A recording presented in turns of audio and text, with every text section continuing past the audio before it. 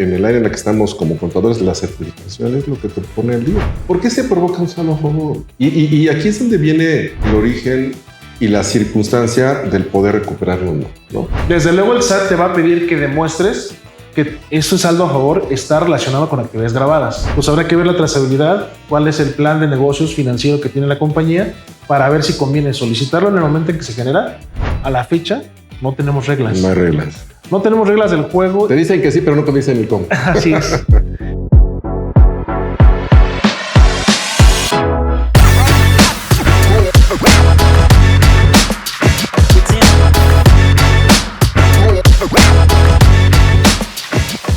Buenas tardes nuevamente. Bienvenidos a Hablemos de Valor. En esta ocasión con un invitado especial. ¿Y por qué especial? Primero porque es joven. Segundo porque es contador también. Pero también es abogado, aunque no lo crean. Y vamos a hablar de un tema muy interesante que tiene que ver con una problemática práctica de criterio y muchas cosas, que es devoluciones de impuestos. Pero antes que nada, con mucho gusto presento a David Vanegas, que se presente él, como siempre, con el ego que sea necesario. Oscar, muchas gracias por el espacio, por la oportunidad. Pues bueno, yo soy David Vanegas Cortés, contador por la UNAM, abogado por la UNITEC y maestro también por la UNITEC. En 2006 me certifiqué como contador público por el examen único de certificación. Más adelante obtuve la certificación de especialista en fiscal. Y bueno, mi trayectoria ha sido cerca de ya más de 25 años, de los cuales 12 estuve en una de las Big Four. Actualmente tengo mi propia firma, la cual ya tiene 10 años en el mercado, y nos hemos especializado en la parte de cumplimiento fiscal y parte de ello, pues, de las devoluciones de impuestos. Pues bienvenido, David. Muchas gracias. Oye, la broma de siempre, maestro en impuestos, ¿de qué año, no? Del año pasado. No, es muy interesante y lo comento y lo saco a colación, porque de repente te encuentras en las charlas, en las reuniones, y hay mucha gente que da más pie a eso, cuando creo yo que en el área en la que estamos como contadores, la certificación es lo que te pone al día. Porque de una maestría tienes un título de una universidad y está bien y hay que hacerlo, y si pueden, háganlo. Pero ¿qué pasa con la certificación? Todos los años, ¿no? Todos los años hay que... Tienes que cumplirla. Sí. Ya sea dando cursos, escribiendo artículos, recibiendo cursos, es decir, cumpliendo con tu norma de educación profesional continua. Y que eso es lo que yo siempre digo que en el tema de los contadores, si ese es un valor agregado de la carrera de contaduría pública, ¿no? Que todo el tiempo estás aprendiendo algo nuevo.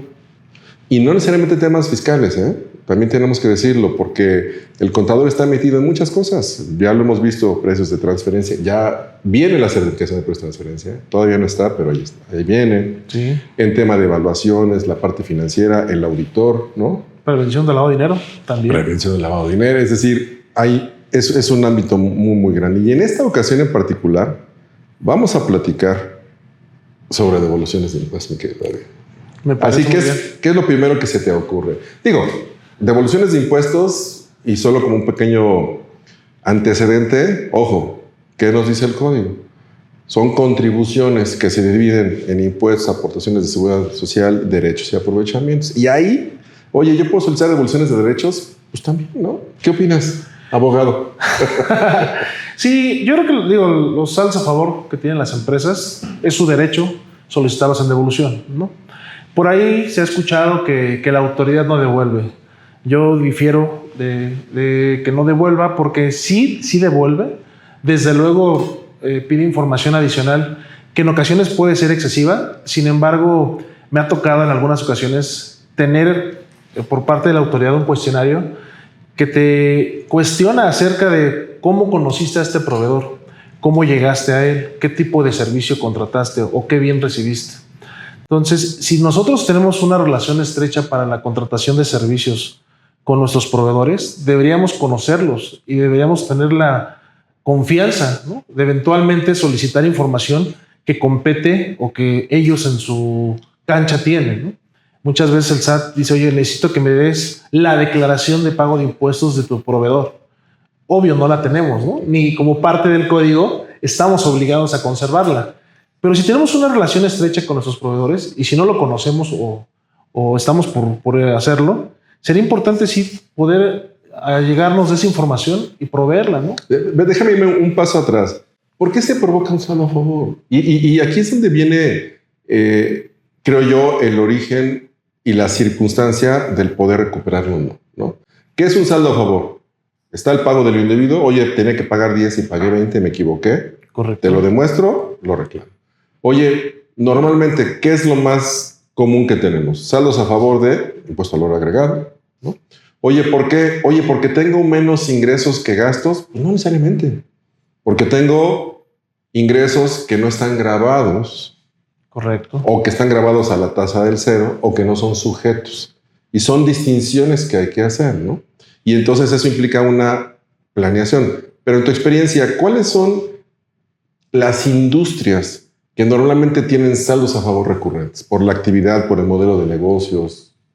Sí, como tú mencionas, creo que las que tienen tasa cero, que es la industria farmacéutica, tienen saldos a favor. Las empresas comercializadoras suelen tener saldos a favor. O las exportadoras. También, las que se exportan al 0%. Ojo, que exportan, pero que normalmente sus insumos son locales, que tienen un IVA acreditable, que pagan, ¿no? Sí. Entonces, un origen del saldo a favor puro, déjame llamarlo de esa manera, se da porque puede ser que tengas una inversión fuerte, ¿no? En infraestructura, que te lleve a erogar más de lo que... Y tiene lógica, porque estás en un kick-off, estás en una startup, ¿no? Como le llaman los jóvenes ahora, pero es un negocio nuevo que arranca. Así es. Entonces, erogas más de lo que percibes y luego es cíclico, ¿no? No significa que siempre tengas saldos a favor. Hay empresas que me ha tocado ver que generaron un saldo a favor porque ampliaron una planta de producción, ¿no? En algún lugar en específico o incluso abrieron una nueva Oye, planta. pero ¿qué pasa con esas empresas que llega una inversión extranjera y dice, quiero hacer una planta? ¿En qué momento puedo soltar la devolución? Luego que tengo el saldo a favor, aunque no tenga ingresos, ¿o en qué momento lo puedo hacer?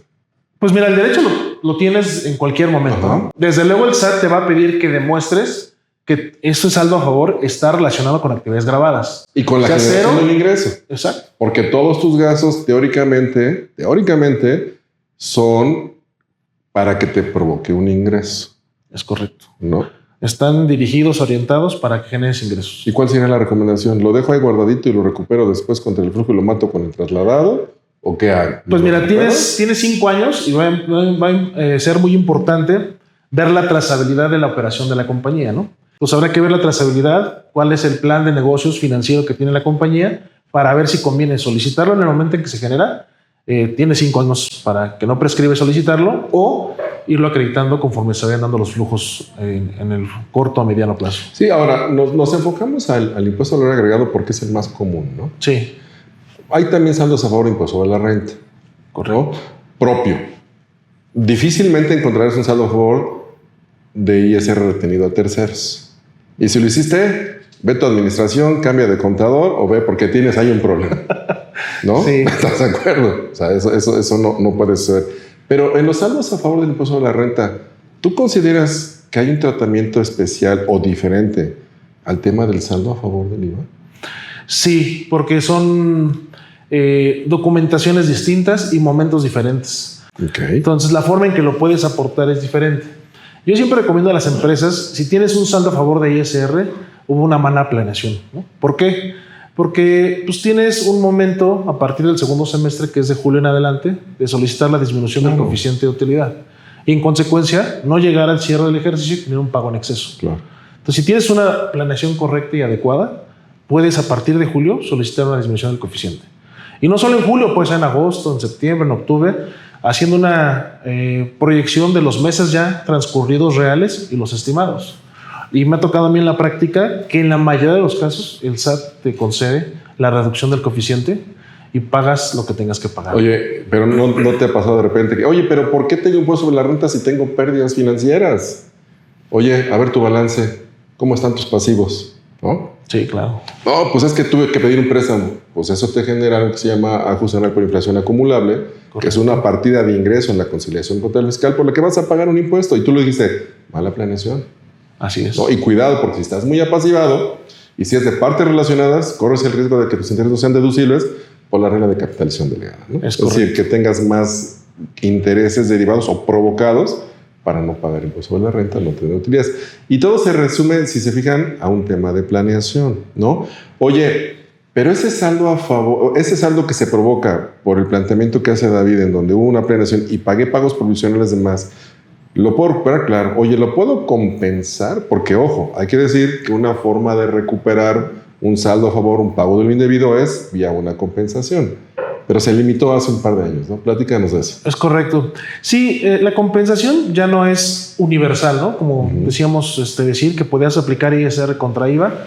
Hoy se acotó a compensar sobre el mismo impuesto. Tenemos por ahí, a través del código, a partir del 2022, ya prácticamente 3 años, la posibilidad de compensar contra otros impuestos en la medida en que estés bajo la revisión de unas facultades de comprobación de la autoridad. Lamentablemente, la disposición establece y señala que a través de reglas de carácter general que dé a conocer la autoridad, podrás llevar a cabo esa compensación. O sea, miscelánea fiscal. Así es. Sin embargo, a la fecha, no tenemos reglas. No hay reglas. No tenemos reglas del juego. Te dicen que sí, pero no te dicen el cómo. Así es. Pero eso no debería delimitarlo. Claro. ¿No? Porque lo que prevalece es la ley, lo demás es una... Que genera derechos y no obligaciones. Es correcto. ¿No? Y bueno, puedes todavía compensar de forma universal, déjame llamarlo de esa manera todavía, siempre y cuando te encuentres en facultades de comprobación. Nosotros en la práctica hemos intentado hacerlo, no ha sido aceptado, tanto en grandes contribuyentes como a nivel local. Okay. Y pues tenemos que recurrir a un medio de defensa. Claro. Para hacer ¿Por eso te hiciste abogado? También, para poder interpretar mejor las disposiciones fiscales. Ok. Oye, David, ¿y qué pasa con un residente en el extranjero que le hicieron una retención que es improcedente? ¿La puede recuperar el extranjero? ¿Qué tendría que hacer? ¿Cómo? Sí, fíjate que se puede recuperar. Hemos participado en esos procesos. El SAT, desde luego, lo ve grandes contribuyentes por la jurisdicción, ¿no? que tienen, o las facultades que, de acuerdo al reglamento interior del SAT, se tienen. Y sí es un poquito complejo porque pues, tienes que aportar información de residente en el extranjero. Y yo lo he manejado también con otro enfoque, ¿no? Porque una es, ¿te retuve de más o pagué en exceso? ¿Qué enfoque le quieres dar? Pero yo he presentado o promovido, oye, me equivoqué. Pago de lo indebido. Yo pagué indebidamente. Entonces ya es el residente mexicano que hizo la retención. Es correcto. Y es más fácil a través de la empresa mexicana solicitar la devolución. Ok, bien. Oye, y déjame hacerte un planteamiento que se me vino ahorita a la mente que tiene que ver con una devolución, una recuperación. El saldo de las afores de expatriados que llegan a México se van antes porque se repatrian según el contrato que tienen, pero al final del día tienen un saldo ahí en la afore. Sí, fíjate que lo he visto con un colega que es abogado en materia laboral y se ha podido recuperar por ahí, por la cercanía que he tenido a través del fútbol, porque yo empecé el despacho con un exfutbolista, se llama Ricardo Osorio. Se ha logrado que unos exfutbolistas como César Chelito Delgado tengan devolución su monto. Que sea las aportaciones que le aportaron. No creo que haya hecho aportaciones voluntarias, ¿verdad? Pero las que él aportó. No, sí, las que aportó la institución las ha recuperado en devolución. Oye, y un ejemplo práctico de eso, nombra a un representante legal mexicano, él tiene que venir, ¿cómo lo hace? Se puede hacer a través de las dos formas, ¿no? Muchas veces el nombrar a un representante implica una erogación adicional y si no planearon bien sus finanzas al retiro, pues difícilmente tienen para estar pagando. Claro. Entonces muchos de ellos pues, están en México o son invitados para participar en algún otro evento y pues aprovechan las visitas. Hasta ahorita los que se han apoyado son ellos mismos los que están aquí. O sea, no tienen el recurso económico para designar a un tercero.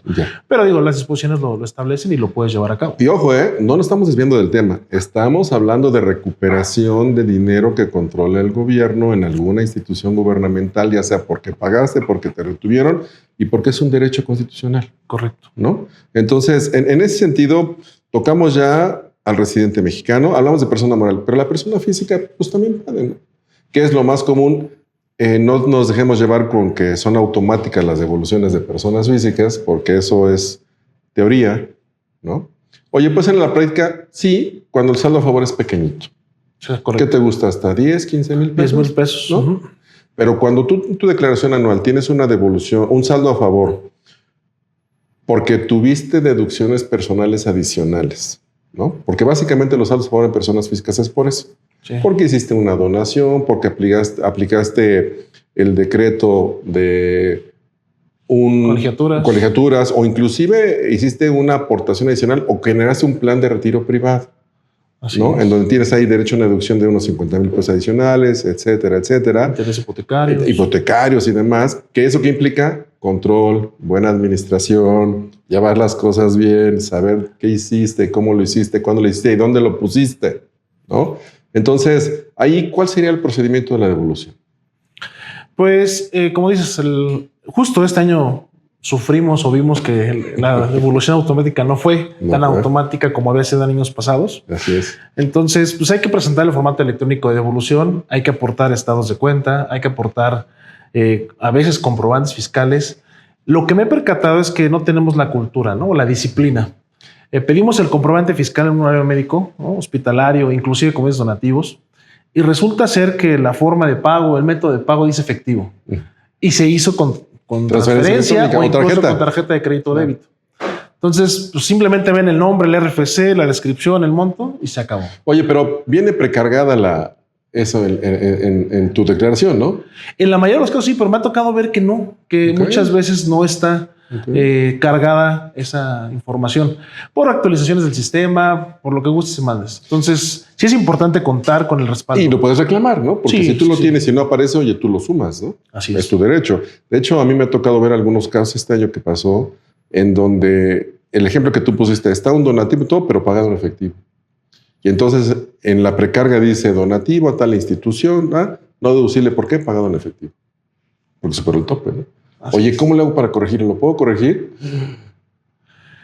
Pues mira, hay un decálogo, ¿no? Del SAT, de las 10 malas prácticas, y lo puedes corregir en el año calendario. Claro. O incluso si nos vamos a una interpretación de la ley, ¿no? O nos vamos a la literalidad hasta antes de la presentación de la declaración anual. Sin embargo, eso implica carga administrativa para el emisor del CFDI. Exacto. Que no quieren, ¿no? Muchas veces te invitan a que vayas al portal del SAT, o bueno, no portal del SAT, el portal de ellos, mejor dicho, en la página de internet para que generes tu comprobante. Oye, es algo que está... Oye, ¿y qué pasa si levanto una queja y digo, oye, SAT, no me quiero dar mi comprobante? Fíjate que ya está funcionando. ¿Verdad que sí? Sí, ya está funcionando. Sí?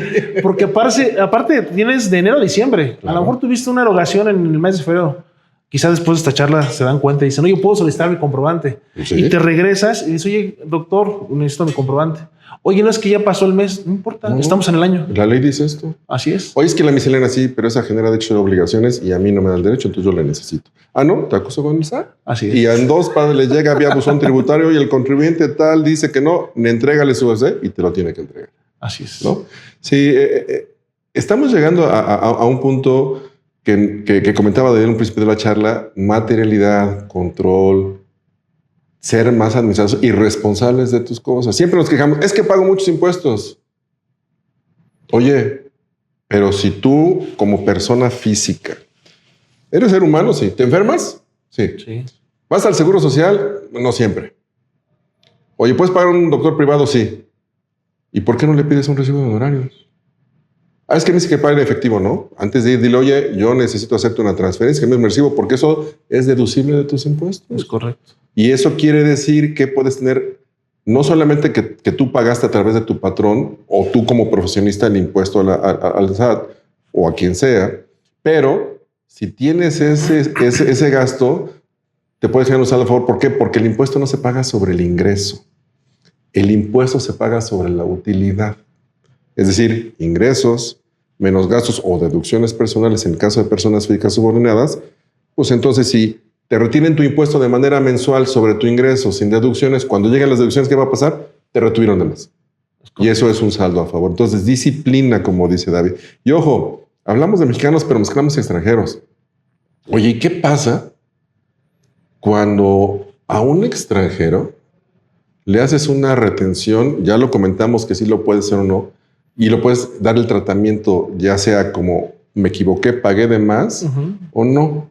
Oye, y eso contablemente a mí me generaría una cuenta por pagarle al extranjero, o es de la autoridad. Pues aquí ahora depende de la negociación que hayas llevado a cabo con el extranjero, ¿no? ¿Por qué?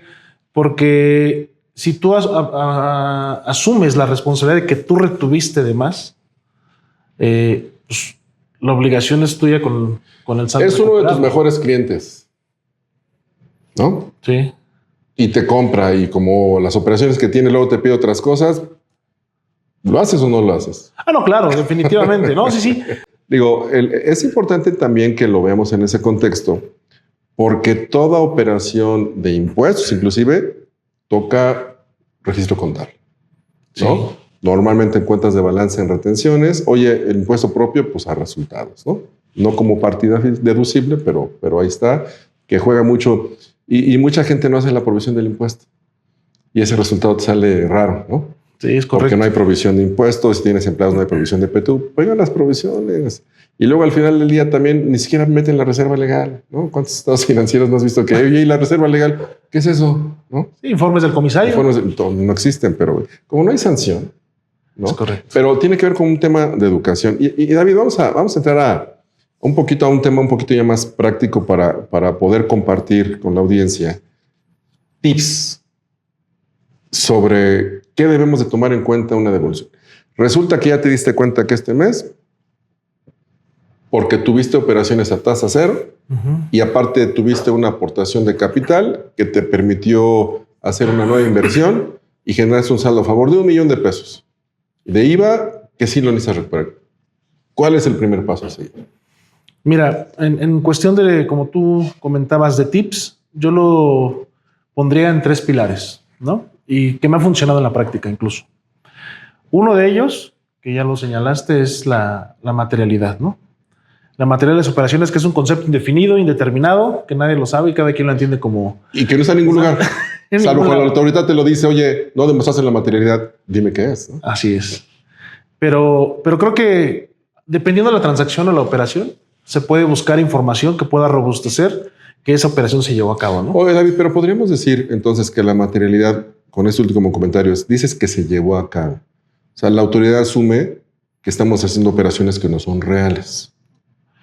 Sí, que pueden ser porque si no me demuestra, que carecen, ¿no? Que carecen de un soporte que demuestren que sí se ejecutó, aunque tengas un contrato, una factura y un registro contable o una transferencia electrónica. ¿Cuál sería un ejemplo específico de eso en una operación que se te ocurre?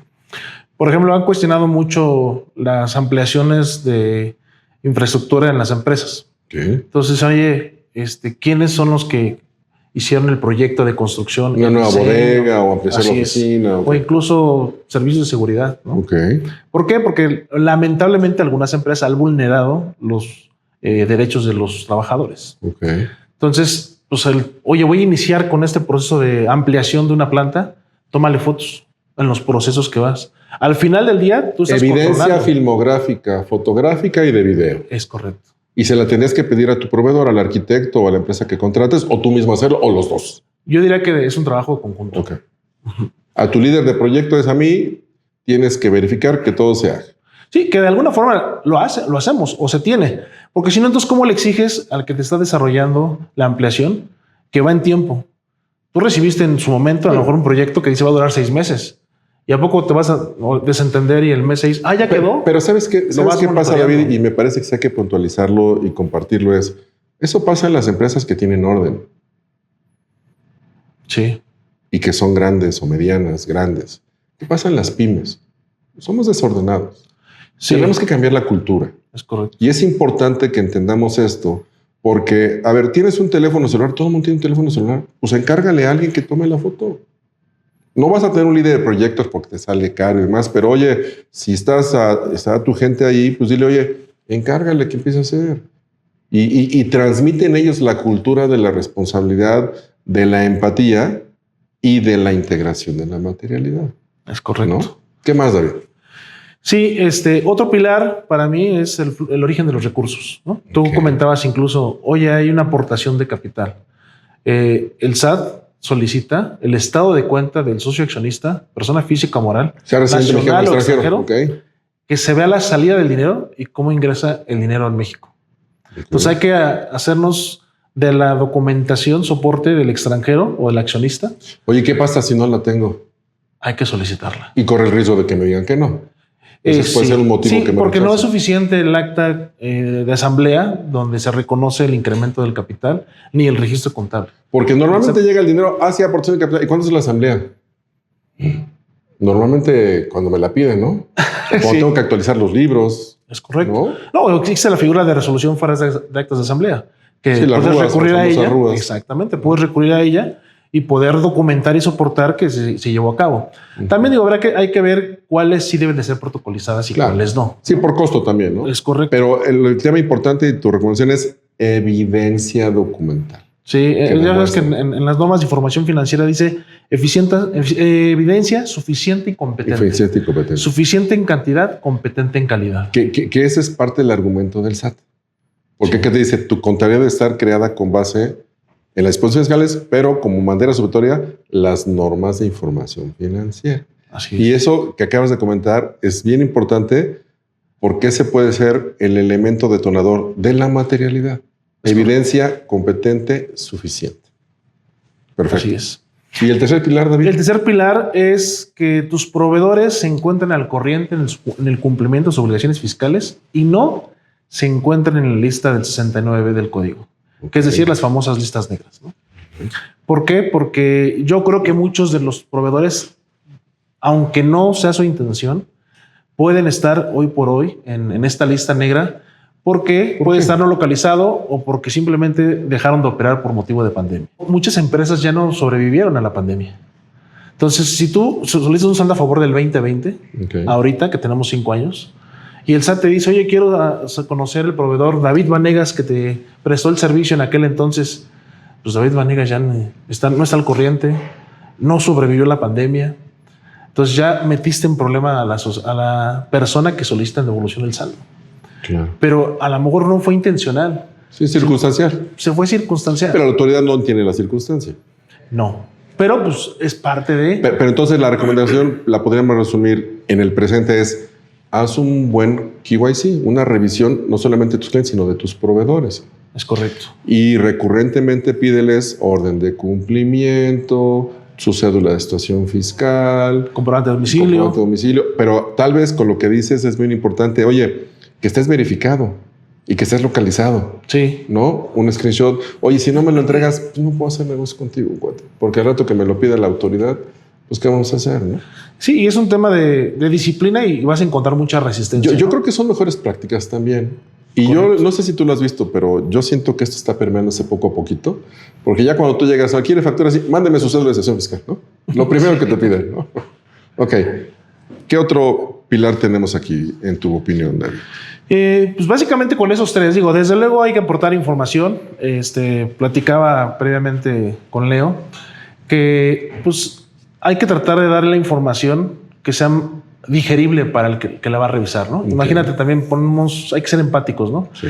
Al ponernos del lado del SAT y diversos giros, industrias, sectores o formas de operar, pues no todos tienen las mismas cédulas, ¿no? Entonces, ¿qué busca el SAT? Pues un estándar.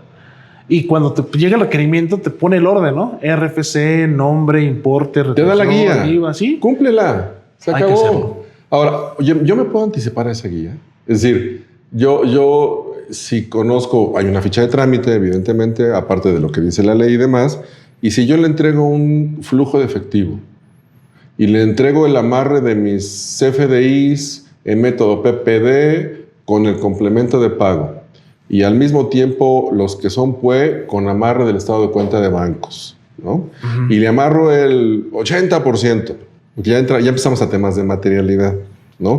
Oye, ¿cuánto es lo correcto? Pues si puedes el 100%, ponle el 100%. Y si tienes los contratos con proveedores, con clientes, si tienes todo, pásalo, ¿no? ¿Esa sería la recomendación? Sí, claro. Entre más le des, te va a preguntar menos. Así es. No, y sobre todo, más que le des esa información que deberíamos de tener, ¿no? Digo, como tú sabes, yo soy usuario de la herramienta de Brumby, ¿no? Uh-huh. Que es bastante asequible, accesible, donde puedes obtener ese tipo de información, ese tipo de cruces que se da de la lectura de los FDIs, ¿no? Así es. Entonces, nos está llevando a una disciplina fiscal que a lo mejor antes no teníamos. Antes simplemente, pues ahí estaban las facturas, ahí estaban los registros, determinábamos el número, pero pues hoy deja de llamarlo así, el SAT nos vigila.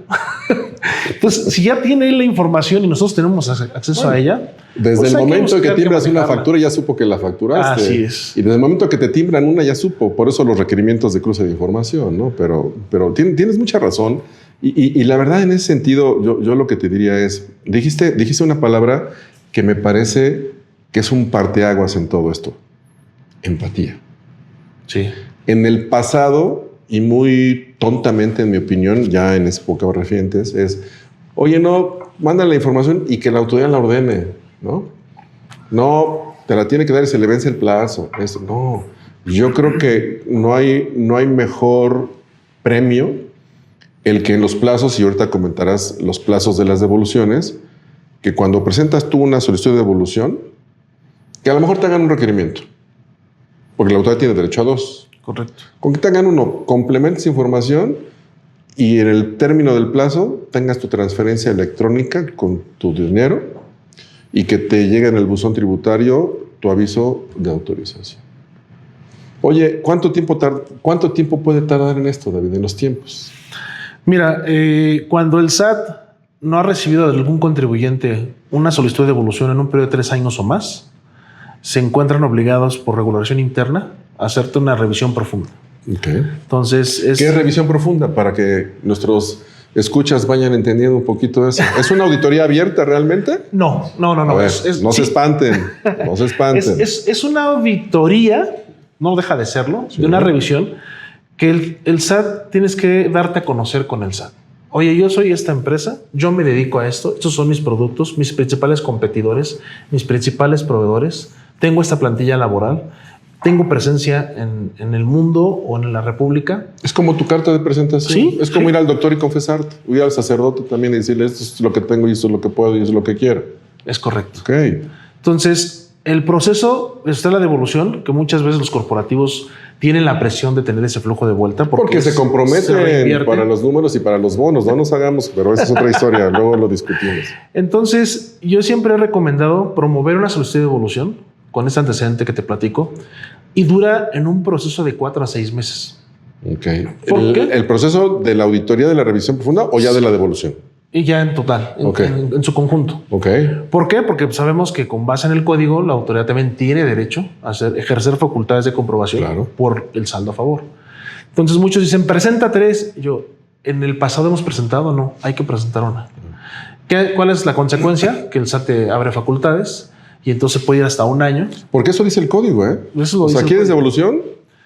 Entonces, entre lo que el SAT me conoce, yo le comparto información, le doy herramientas para que sepa, porque podemos ser de la misma industria, del mismo giro, pero trabajamos diferente. Tenemos información y generamos información distinta, ¿no? Sí, los riesgos contables son los mismos cargo y el abono, pero ¿cómo lo genera? Al primero, segundo, tercer nivel. Hay empresas que tienen un catálogo de cuentas muy cerrado porque globalmente les funciona. Y pues no tienen una tan fácil, ¿eh? Una IVA, una cuenta de IVA cobrado y no cobrado. Sí, IVA una pagado global. y no pagado. Sí. Ahí tienes y todo. porque es global, es su contabilidad en esos sistemas GD, Edward, SAPS, Oracle, Xdynamics. Sí. El SAT está esperando ver una balanza tradicional clásica, nombre de las cuentas, saldo inicial, cargo, abono, saldo final. Así es, el traspaso entre las cuentas. Y todas las cuentas de IVA, sí, cierto. Sí, entonces tenemos que adaptarnos y adaptar las cosas para que podamos comunicarnos en un lenguaje de yo me manejo así, este soy yo, conóceme. El SAT dice, ok, ya sé quién eres, y busco siempre tener acercamiento con la autoridad y hacer una carta de presentación y decirle, oye, voy a venir por estos saldos, porque los generé con motivo o con base en estas actividades que llevé a cabo. El SAT dice, estoy de acuerdo, y hasta podemos tener una plática tan abierta que dicen, oye, vamos a resolver este saldo a favor. Puede ser parcial o total. Espérame y después presentamos otro. Y 2, 3, 4. Es como la primera cita con la nueva novia, ¿no? Exactamente. Mira, vámonos conociendo ahorita nada más el dedito. Luego la mano y luego nos besamos, ¿no? Algo así. No, a mí me parece que es una recomendación muy buena. La comparto totalmente. Porque al final del día, pues tiene el sartén por el mango, ¿no? Sí. Pero la verdad es que la autoridad no es mala. La autoridad aplica la disposición en función a lo que le presentas. Y luego nosotros, como contribuyentes, pensamos que vamos un poquito más allá o que ellos tienen que hacerlo porque pagamos impuestos. Entonces, plazos, David, normales, una vez que haces eso, ¿cuáles son más o menos los plazos? Pues el código establece son 40 días, ¿no? 20 días donde se suspende el plazo y la autoridad te puede requerir y tienes otros 20 días para contestar, todos son hábiles. Después de la contestación, corre un plazo de 10 días para que la autoridad emita un segundo requerimiento y tú tienes otros 10 días para contestar. Transcurrido ese plazo, computas los días, los 40 días, y en promedio será de 2 meses y medio a 3. Pero entiendo también que hay un plazo en donde la tesorería te hace la transferencia, la tesorería de la federación. Sí, ¿no? Una vez autorizado tienes un plazo de 10 días. Más o menos, ¿cuál es el promedio del tiempo que tú, en tu experiencia profesional... 3 meses. En 3 meses yo promuevo hoy, 3 meses. ¿3 meses completos, laborables o 3 meses? Naturales. Naturales. Sí. Ok, muy bien. Pues se nos está acabando lamentablemente el tiempo, David. Ya pasó volando, como siempre. Yo te pediría que dieras 2 recomendaciones adicionales en temas generales que tienen que ver con devoluciones de impuestos, adicionales a las que hemos comentado. Pues yo diría que hay que buscar robustecer el soporte documental que ¿Control interno podría ser por ahí? Control interno, sí, okay. Y un buen compliance, ¿no? Okay. Que podamos tener claridad con lo que se tenga, llegarnos de herramientas tecnológicas que nos permite eficientar, okay. Porque pues ya el archivo en Excel ya no es suficiente, okay. ¿No? Entonces, si tenemos una herramienta que nos pueda acompañar para poder llevar a cabo este soporte documental para acercarnos a la autoridad, sería excelente. Y desde luego también manejar en el propio escrito, que la autoridad te lo dice, oye, eso que dices que haces, pónmelo en el escrito. Pónmelo en blanco y negro. Entonces, expláyate. Sí, o sea, dime cómo lo hiciste, por qué se generó, por qué se dio. Y si uno lo plasma en palabras coloquiales, sin necesidad de llegar a... No lenguaje abogado, con todo respeto. Sí. El lenguaje coloquial. Sí, muy coloquial. A veces es que el código, el artículo 22 y 23 y la regla miscelánea. No. O sea, sí a recurrir, ¿no? Hay que fundamentar y motivar, bueno. Desde luego. Pero si lo puedes describir de una forma sencilla que lo puedan entender ellos, te lo van a agradecer. Entonces... creo que serán de los 2 temas que podría... Pues muchas gracias, David, como siempre. Nos veremos en la próxima. Gracias a todos y nos vemos en la próxima de Hablemos de Valor.